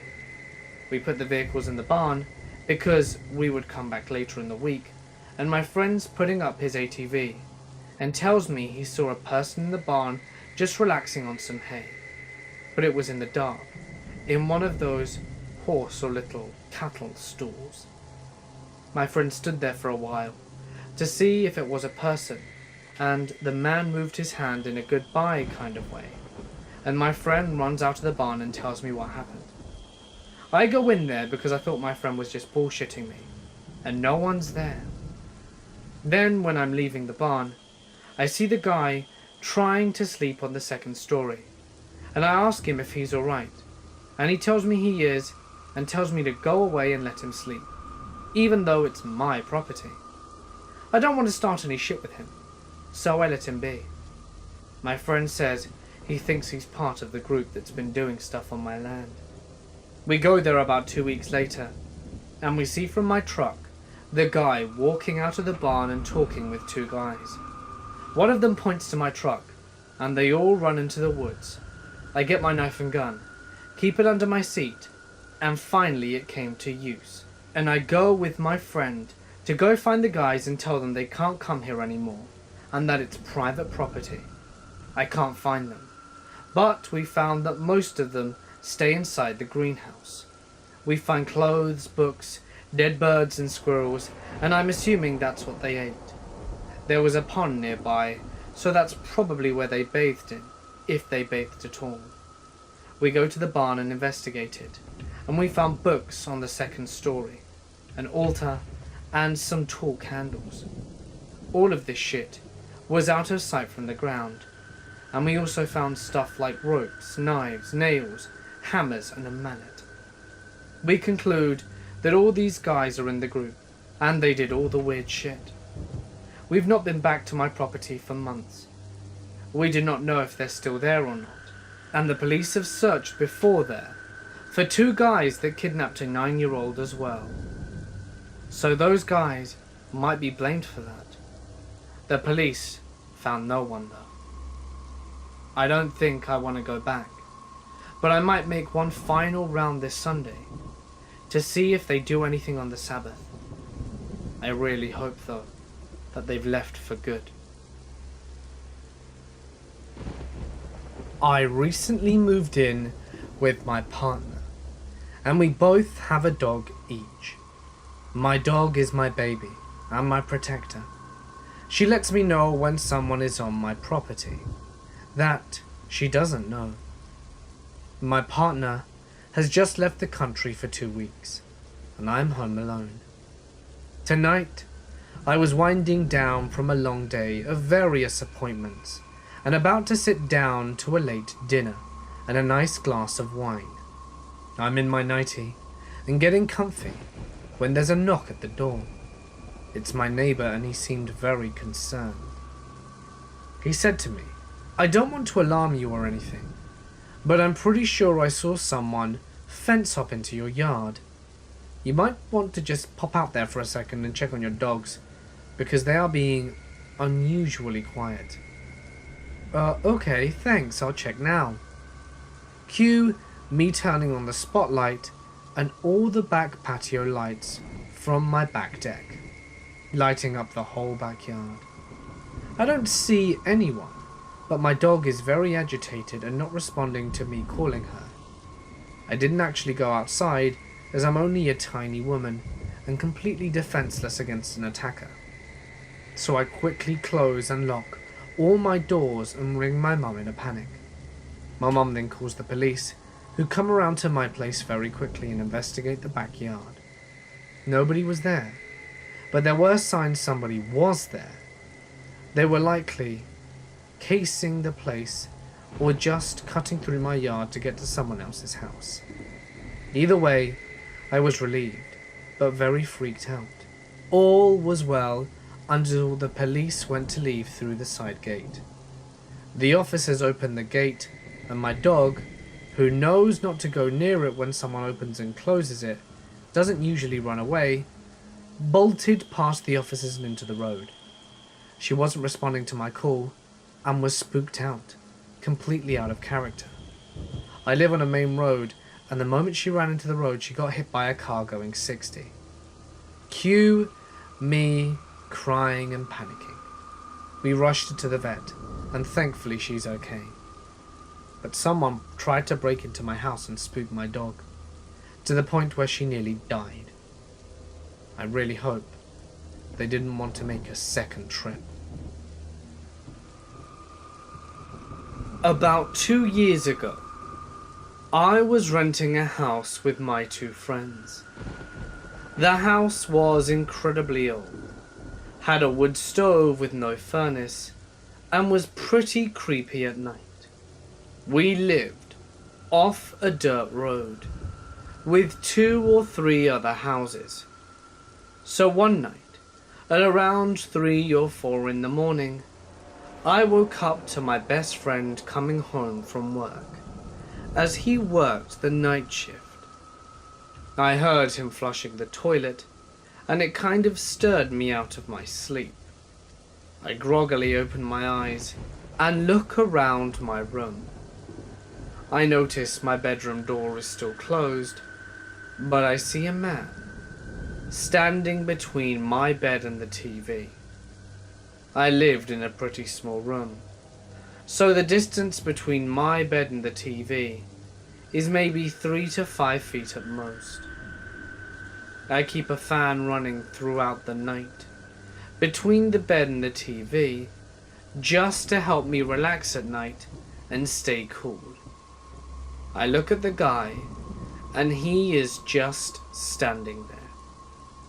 He's wearing a baseball cap, and it's down kinda low, so I can't really see his face. I notice he's wearing a grey hoodie, with his hands in the pouch, and wearing khaki shorts as well. I blink a few times, and look at him and say, "Hey." No response. So, thinking it might have been my roommate's friend trying to play a prank on me, I speak to him again. "What's up, man? I'm trying to sleep. Get out." He just stands there, hands in the hooded pouch, shifts his weight a little bit, but still stands in the same spot, just looking at me. I get a little freaked out now, after seeing him move slightly. So being the pussy I am, I let out a slight scream and grab my pillow. When I turn back around and swing the pillow at him, the guy vanishes. After sitting there dumbfounded for about 5 minutes, I realized the guy was standing exactly where my fan sits in the room. All my windows were closed, and my door never budged. I was in Awana, an evangelical extracurricular like Girl Scouts, but with more Jeebus and less cookies. Badges for memorizing Bible verses instead of whatever they give you badges for in scouting. I don't know, lighting a fire? There was also Baptist school. I'm pretty sure this was technically a non-denominational Christian school, but I remember being really concerned for the soul of one of the Presbyterian kids I knew. So I'm now doubting that.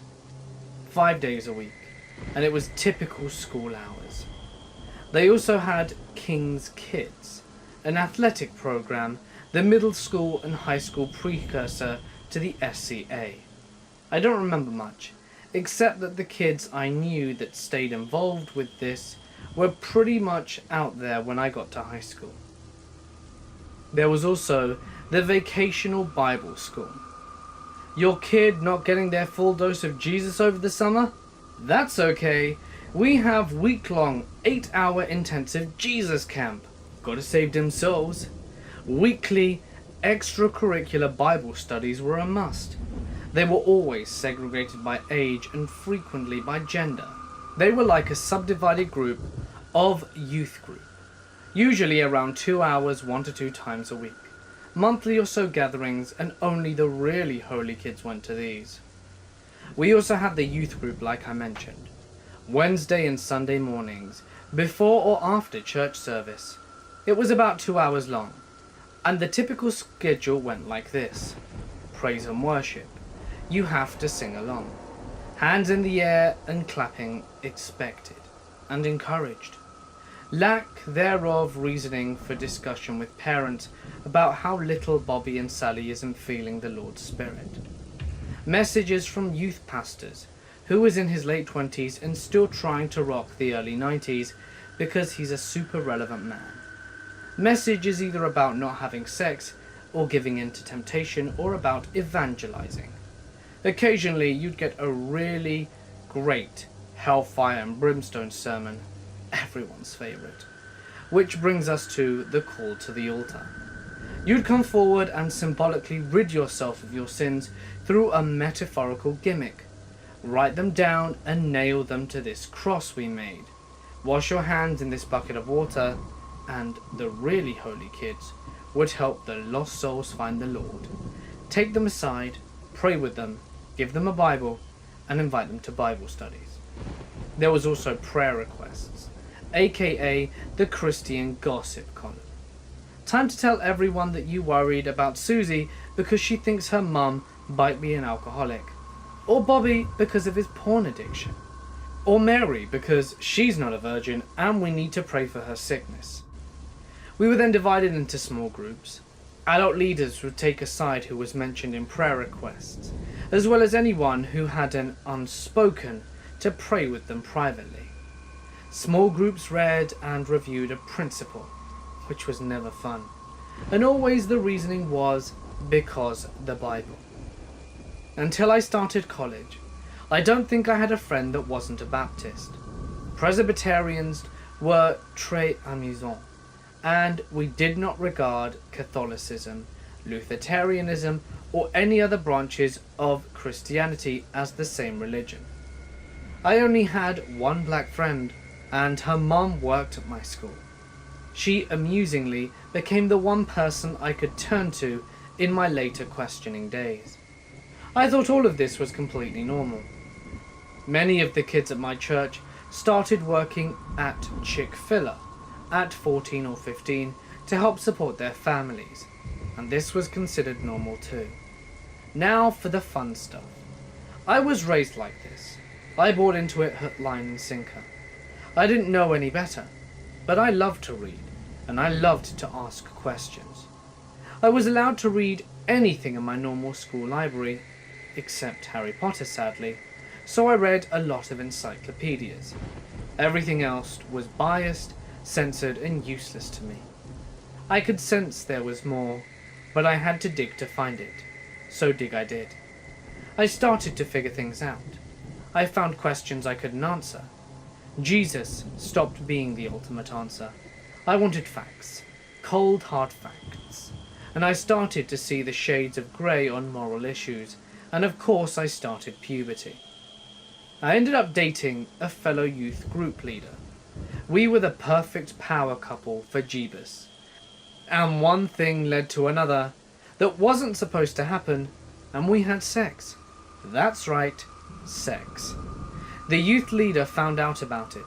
He approached me and told me either he'd tell my mother or I would. I told her. She begged me to say I was raped, but I wouldn't. Word spread through the church like wildfire. And at the next church function, I wasn't allowed in and was approached by multiple people praying for my illness. My illness. Because I had sex. And because I didn't say I was raped. I walked away from the church there and then. I was 15.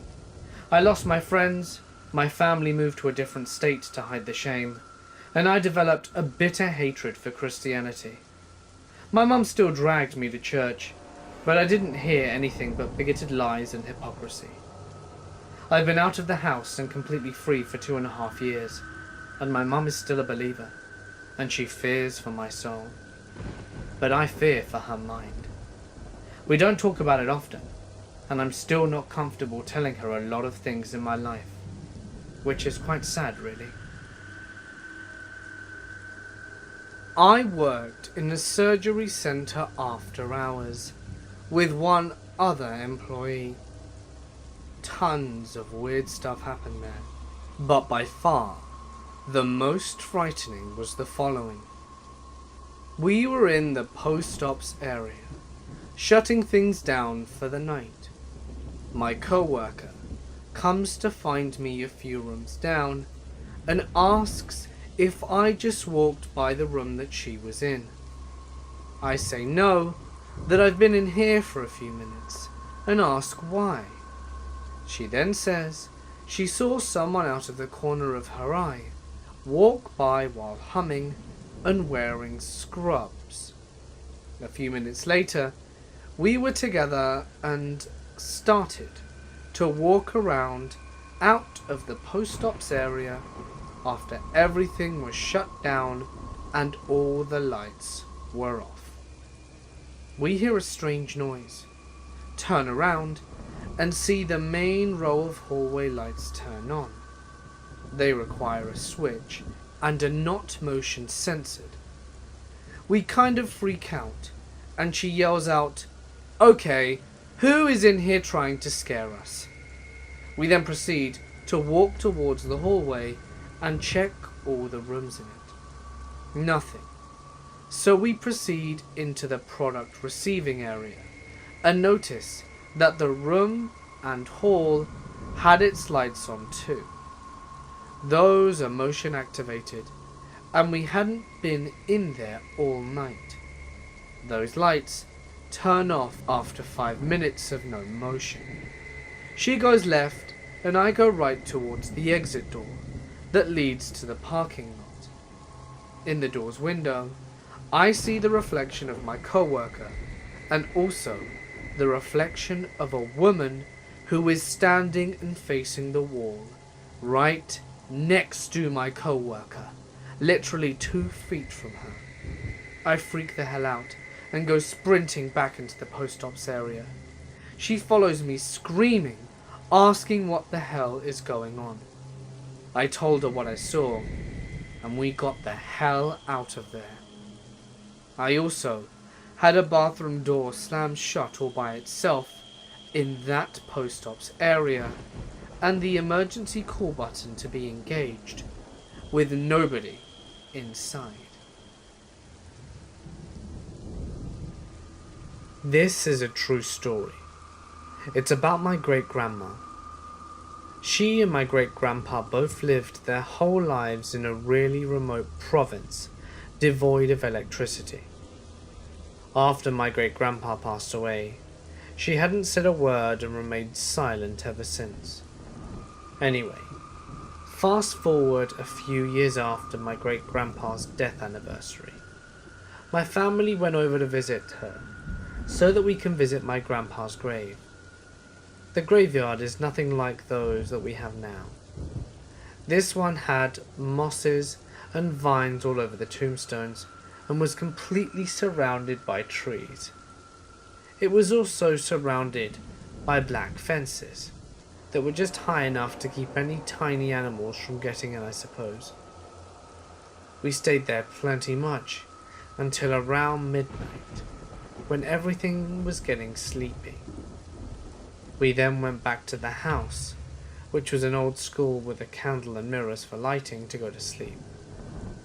When we get to the house, my great-grandma just sat down on her rocking chair in front of my great-grandpa's rocking chair, by the entrance to the house. She just started rocking it back and forth, and my mum went upstairs to get changed. Anyway, she was just rocking back and forth when suddenly she lets out a tiny raspy whisper. I remember hearing the whisper, but I wasn't sure what she said exactly. However, I remember the look on my mum's face. She was frozen in terror.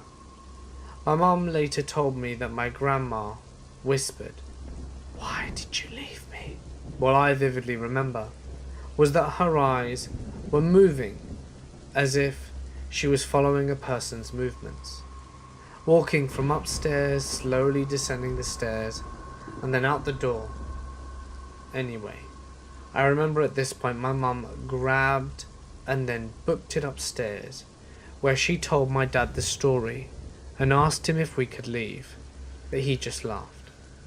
A couple of days later, my great-grandma was found dead in her bed, with a picture of her and my grandpa on their wedding day still clutched in her arms. It was a gift from my great-grandpa to my great-grandma, and in the back of the picture frame it said, "I'll never leave you. I'll always be with you, in this life and the next."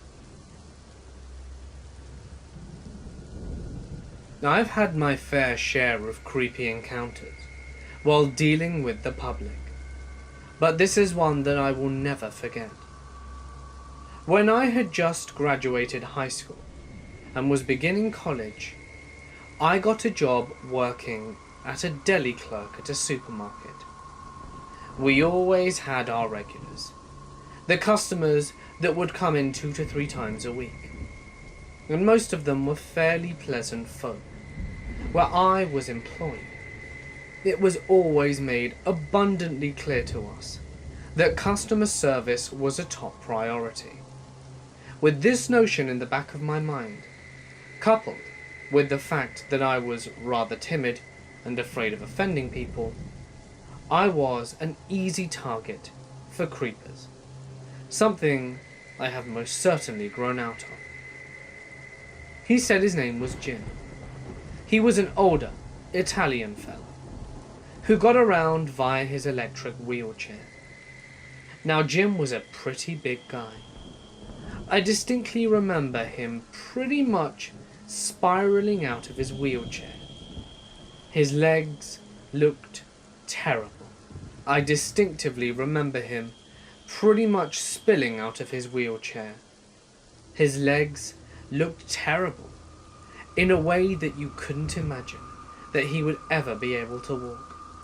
Swollen, red, and cracked. He was always describing to me the many surgeries he was undergoing to fix his legs. Now, what's odd is that I don't remember the first time we spoke, nor do I remember when exactly he started coming to the store, only that it was always late at night. But I do remember how weird things got. Since I was hell-bent on being nice, Jim and I would always chat when he came in. He could easily spend 30 to 45 minutes at the deli counter, ordering sliced cheese after sliced cheese, and sampling everything he could get his hands on, just so that he could hang around. I figured that he was just lonely. And eventually, he asked me for my phone number. At the time, declining an offer like this was a foreign concept to me. So I obliged. What a mistake. The texts and calls started rolling in day after day. If he happened to get me on the phone, he would keep me up on the line, up for almost of an hour. I started ignoring his phone calls, which is when he started coming up to the store just to bother me about why I hadn't answered his calls. I would always make excuses like, "Oh, I was working a double," or "I was just out with my boyfriend." One of the remarks I clearly remember him making, mostly due to the fact that it made me remarkably uncomfortable, was right after he had goaded me into giving him some sort of weird half-hug right before he left the deli. "Come here and give me a hug. I would ask you for a kiss, but I think we should get to know each other better first, yeah?" In my teenage sister's words, swerve. Most certainly not, was the thought running through my mind. But I nervously chuckled and slunk behind the deli counter again. My boyfriend at the time thought that my unease was hilarious. He is now my ex. Well, he thought it would be hilarious up until the time he started to notice that Jim was stalking us on our outings. I was in one of those messed up relationships where no one can know that we're dating. I know, and that was a point in my life where I obviously had stellar decision-making skills. So, because of this, my significant other and I always liked our privacy when we had lunch breaks together. There was a furniture store down the street from the supermarket, and we would sit in the back parking lot in his truck and eat lunch, talk, kiss, and whatever. That's when we started to realize that a silver pickup truck kept showing up more and more. I didn't realize who it was until one fine afternoon. Jim decided to get out of the truck and start walking his dog around the parking lot. Yep, you heard that right. The bastard was walking. No wheelchair, no scooter, no cane. My initial reaction was to duck down as far as I could in the seat. But logic told me that this man had been parked there almost every day for the better part of 2 weeks, and he had obviously already seen me. Some days, he would get out and walk his dog. Other days, he would just sit in the driver's seat and stare. I was truly unnerved. Around this time, Jim started making comments to me during conversations, such as, "Oh, I see you and your boyfriend over behind the furniture place all the time. What are you guys doing over there? And you drive that little red Honda, right?" At this point, I'm pretty much freaking out. I started having my co-workers walk me to my car after my shift, and I told my significant other that whether he liked it or not, we were going to pick a more public spot if he was going to eat lunch with me. Eventually, I just started avoiding the counter when he would come in. I would hide in the back and do dishes for the 30 minutes it would take him to finally stop asking for me and roll off into the sunset in his electric wheelchair. After a couple of weeks of this, he became more persistent, and one evening I was cleaning up one of the slices up front, and he made an appearance. Unfortunately, I wasn't quick enough to duck out before he saw me, and he started calling my name. I quickly slid away, and my co-worker tried to do damage control, while I was hiding somewhere in the back, presumably hiding behind the potato salad, behind the walk-in cooler. I would hear his voice booming, "I need to talk with Sarah now." I made a quick decision and darted out of the other side of the deli and started power walking to the back of the store, towards the double doors that the customers aren't permitted to enter. Just my luck. He spotted me and started chasing me in his wheelchair, screaming my name. I broke into a run and made a beeline to the back of the store, and he followed me all the way up to the back double doors. Luckily, the stock manager was in the back, and I quickly explained the situation to him. The stock manager politely told him that he was free to shop around, but that it would really be in his best interest not to bother me anymore. This was really the best he could do, since he wasn't authorized to kick anyone out without the store manager's approval, and since he apparently had no other business in the supermarket, Jim promptly left. A couple of weeks later, he returned on Super Bowl Sunday, which is one of our busiest days of the year, demanding to speak to me. My store manager was in the deli at the time, helping out, and finally asked him to leave and to stop harassing me. Thankfully, that was the last time I ever saw Roly-Poly. I have no idea what his intentions were that night, but I definitely learned an important lesson about handing out my phone number, and learnt the hard way that being more assertive can really save you from being caught in some sticky situations. I used to work at a gas station that was also a mini-mart. At daytime, they'd have 2 attendants, but the graveyard shift flew solo. I am a bit of an introvert, so long hours alone in the middle of the night suited me just fine. Well, one night, about an hour into my shift, a girl comes into the store. I've never seen her before in my life, but she starts chatting to me. I figure she's probably bored and has nothing else to do. No biggie. That happens pretty regularly. Usually I just smile and nod, and eventually they'll leave. Well, I started getting the impression that she liked me, and honestly the feeling wasn't mutual, so the situation was getting uncomfortable. She explained how she was new in the area, just got out of a bad relationship with a drug addict, and how she wanted to make some new friends.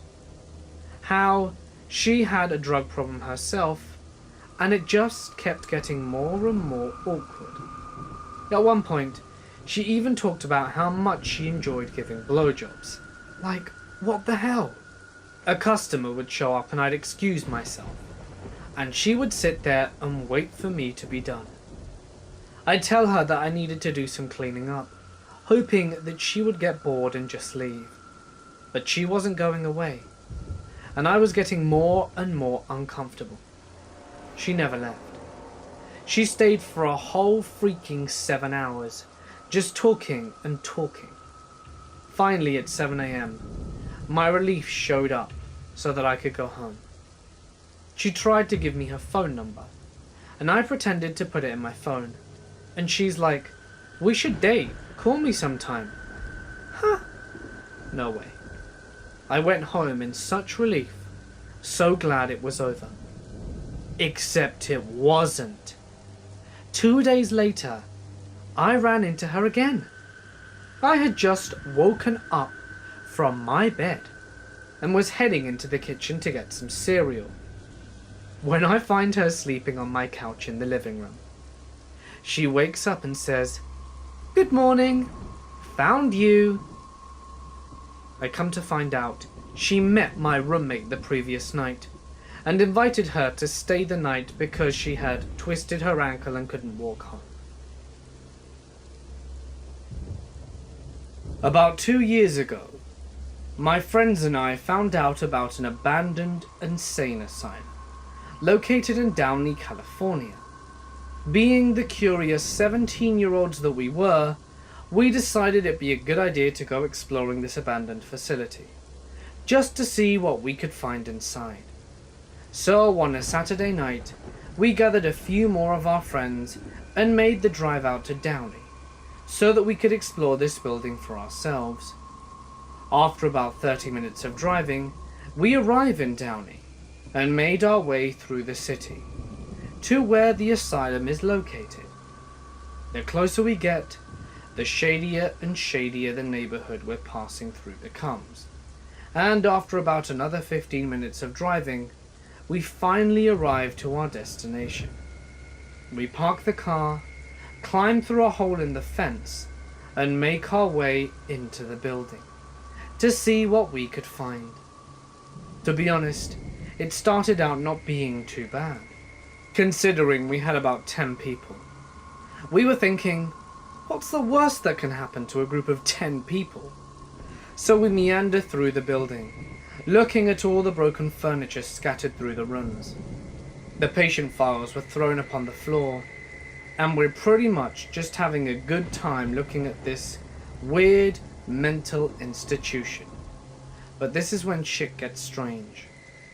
As we're walking, we of course had flashlights pointing directly at the hallway, because the power that was once in this building was clearly no longer there.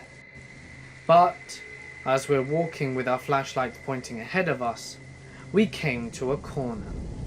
We see the adjacent wall of the corner light up from what we assume was another flashlight. And sure enough, we turn the corner and there's another group of 4 kids. Shady, weird kids. We confront each other and ask if we've been to the slide. We politely answer no, because we have no idea what they're talking about, and they tell us that we should follow them. Of course we decline, because we're getting weird vibes from these people, and they're talking amongst themselves, and one of the kids comes up to me, and I kid you not, he has a solid 6-inch Bowie knife. Isn't this thing cool? Look what I found. He moves the knife closer to my face, and I politely answer with, "What a cool find." And we start to back away, telling them that we're going to explore on the roof of the building.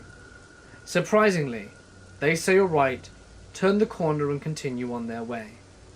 Alright, now that that was out of the way, I'm seriously beginning to feel weird about being in this place, and about how we're definitely not supposed to be here. So at this point, I say screw it. We need to get to the roof, go down the fire escape and get out of here. So we made our way to the roof, and we're sitting there plotting our escape. Like I said, people are not supposed to be in the asylum, so they have a police car stationed at the main gate to make sure that no one comes in. So as we're up there, trying to figure out the best path out, without being noticed by the police, That's when my friend sees a fire escape ladder coming down off the higher portion of the roof, and we decide it's probably our best bet. So we grab a small ladder that's able to boost us up onto the higher portion of the roof, and my friend Jonah goes up and immediately turns around, so he could help other people by pulling them down. As I'm getting myself there, my heart sinks. Jonah, did you not see this when you got up here? What the hell are you talking about, man? I look, and he slowly turns to see what was pretty much our worst nightmare. There were 15 people, all hooded, sitting in a circle, surrounding a burning cat, or another dead animal. These people were talking in tongues, and just making noises which seemed satanic. There was an old woman in her 70s. When I first saw her in 1985, she was a chronic schizophrenic by all criteria. The consultant who trained my consultant was a resident in psychiatry, as she was admitted the first time. 1943, that is. I found it rather strange that my consultant would never, ever prescribe her any medication. Instead, would treat her as a guest visit whenever she dropped in to have a chat with her friend. My consultant was due to retire, and during one of his last days, I summoned the courage to ask about the old woman. He said, "She fulfills every requirement that warrants the diagnosis, yet my consultant never ever attempted to admit her or treat her, nor did I. You must never as well." The answer was unexpected. He must have read my complete shock. He took out an old worn file from his cabinet and asked me to read. Pages were yellow and the ink was fading, but the dates and notes were legible. 1943. His consultant had broken the rule, secured a patient's file, and kept it with him. Then he handed that file and the patient to his student, who was, incidentally, my consultant. As I read, I knew the reason. Back in 1943, whilst in a mental asylum, she had predicted the demise of the Nazis, usage of nuclear bombs, and half of Europe falling under atheist communists, freedom for colonies in Asia and Africa, and the note said that she had systematized delusions and auditory hallucinations that she held to be true and the voice of God. I never saw her after my consultant went into retirement. However, if ever there were a few enigmas that I encountered, she would be the biggest of them all. About 4 years ago, I went and picked out my very first pendulum. For those of you who don't know, you use it as a device to receive answers from what I believe is my own subconscious, or so I had thought.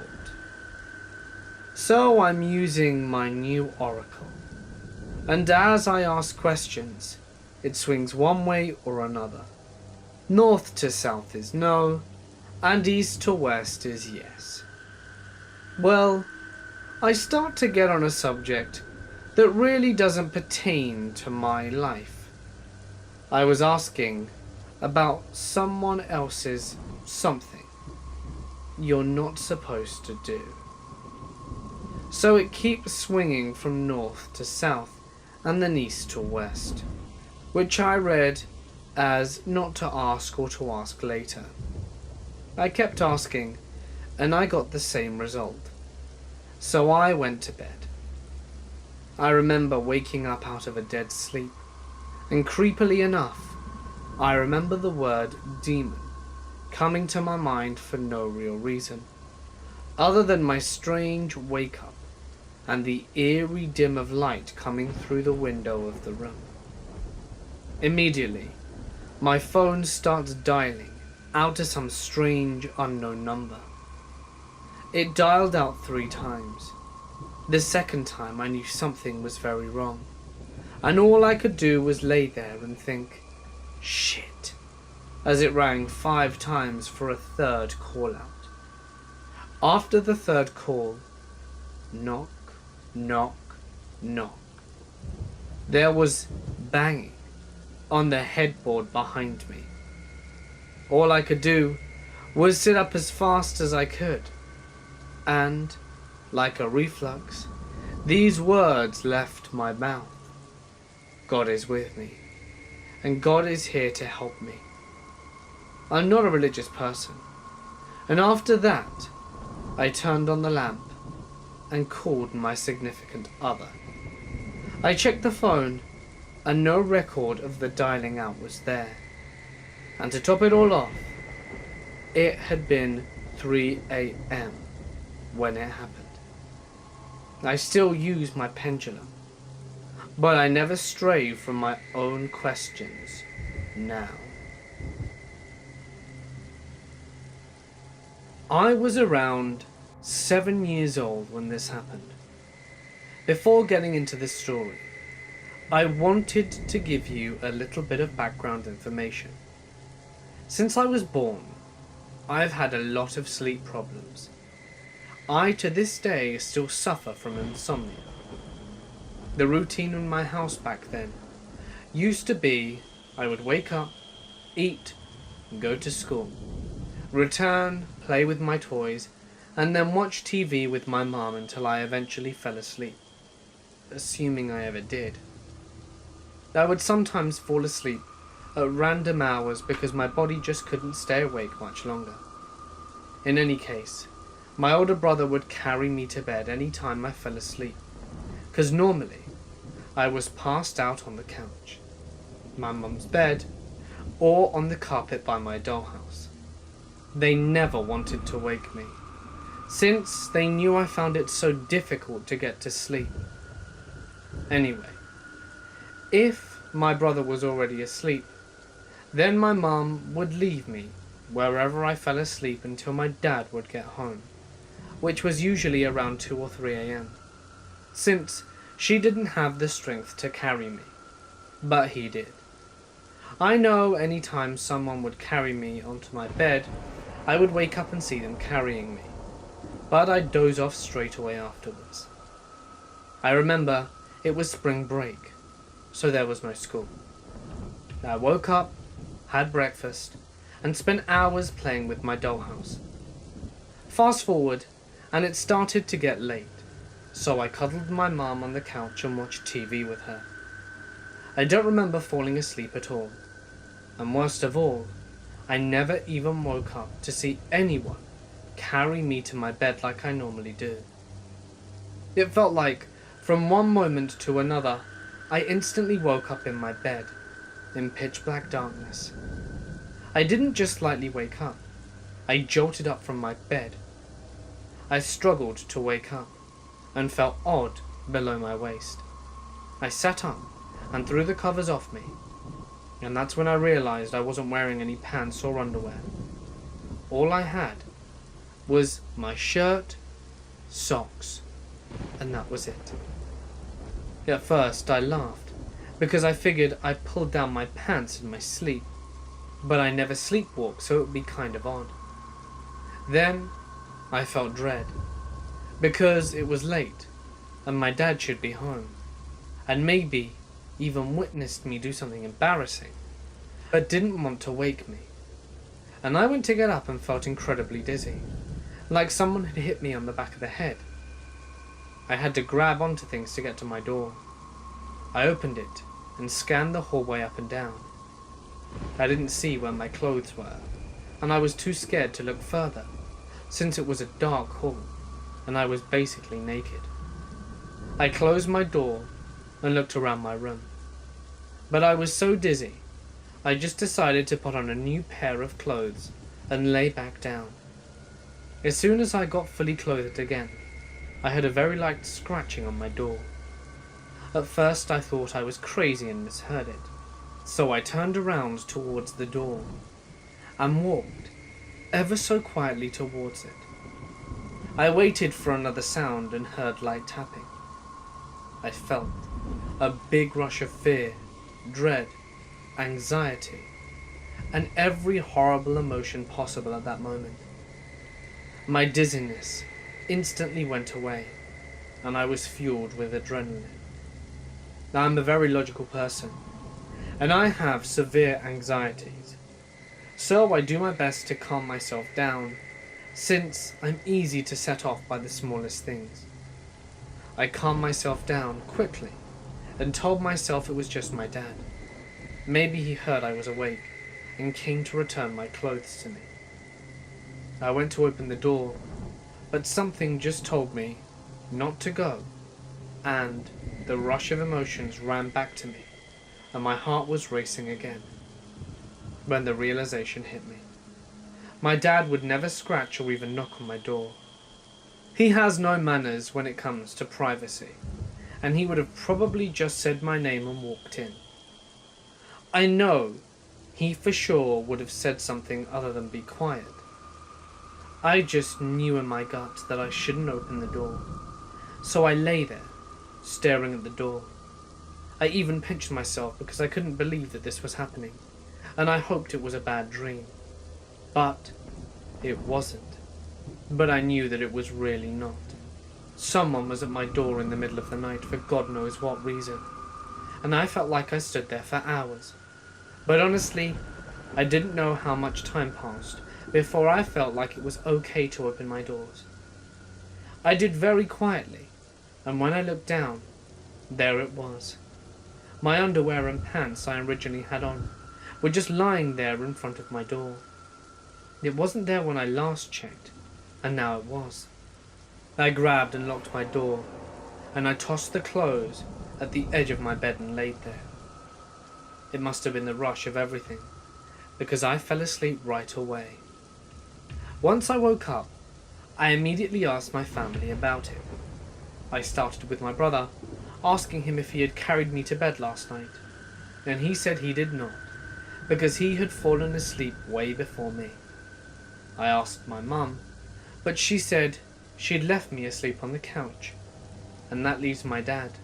And what my dad said made my blood drain from my body. He told me that when he came home from work, I wasn't on the couch. That means someone took me from my room between the time my mum left me and my dad coming home. I told my dad what had happened that night, but he just said it was a bad dream. I knew it wasn't a dream, and after that I had constant nightmares of what happened.